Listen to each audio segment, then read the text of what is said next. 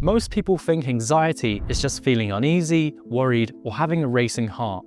But there are 5 hidden symptoms of anxiety almost everyone ignores. Let's start off with one of the weirdest and most subtle ones. Symptom number 1. Have you been feeling suddenly hot? Have you had any hot flashes? While there can be other causes of this, such as menopause or a viral infection, this could in fact be anxiety.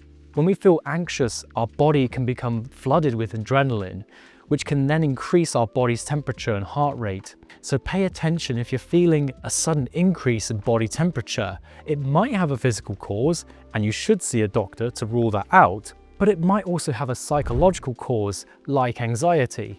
But this next symptom is even stranger. Symptom number 2. This might sound like a weird question, but have you been getting a sort of neck and arm pain? One study found a strong relationship between anxiety and neck and arm pain. However, it's important to note that this study concluded the evidence may be weak. Yet, with neck and arm pain, I've seen this in my clinical work with clients who have high anxiety.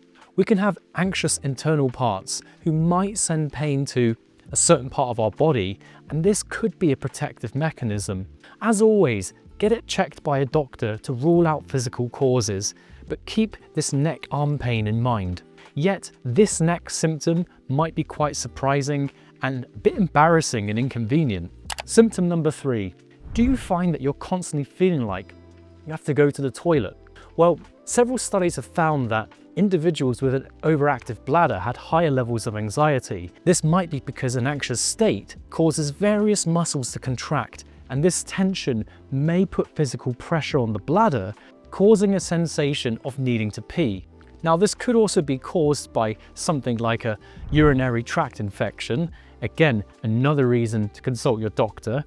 But if there isn't an infection down there, or you're not drinking copious amounts of fluid, then it might be that constantly needing to pee could be a symptom of anxiety. Symptom number 4.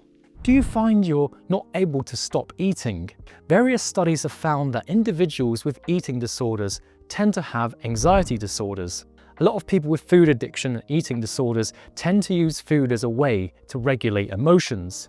My theory is that many of us associated food with love as babies and infants, because normally we'd be held and we'd be breastfed or bottle fed, and it was our earliest experience of having our needs met. For some of us, over time, we may have learned that food can also give us a bit of a high, which is in the form of a dopamine release, especially when we eat tasty food.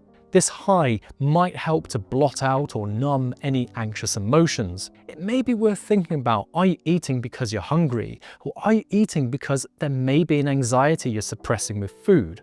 This next symptom, however, is perhaps the most strangest and possibly most terrifying of them all. Symptom number 5. Okay, so this might sound strange, but does the world look kind of unreal or flat?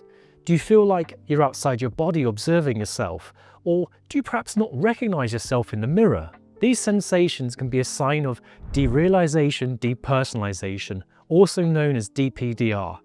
Now, I've personally had DPDR before when I had a period of intense anxiety, and I had no idea what was going on, and I really wish someone had told me that this was a normal symptom of panic and intense anxiety, because it was absolutely terrifying.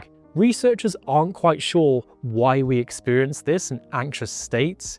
One theory is that we may experience DPDR because when our anxiety is so high, our brain thinks we might die, so it begins releasing opioids into our body to numb the pain of death. And those opioids are what cause that unreal feeling. Another theory is that certain parts of the brain, such as the right dorsolateral prefrontal cortex, can become overactive, while other parts, such as the interior cingulate, become underactive, which leads to experiences of mind emptiness and numbing of pain, as we see in depersonalization. Now, I'm curious, have you experienced any of these symptoms? Please let me know in the comments below. I'd really like to hear. So we've covered the hidden symptoms of anxiety, but there are also 5 hidden symptoms of depression, which I cover in this video here. And remember, this video is not a replacement for medical or psychiatric diagnosis or treatment.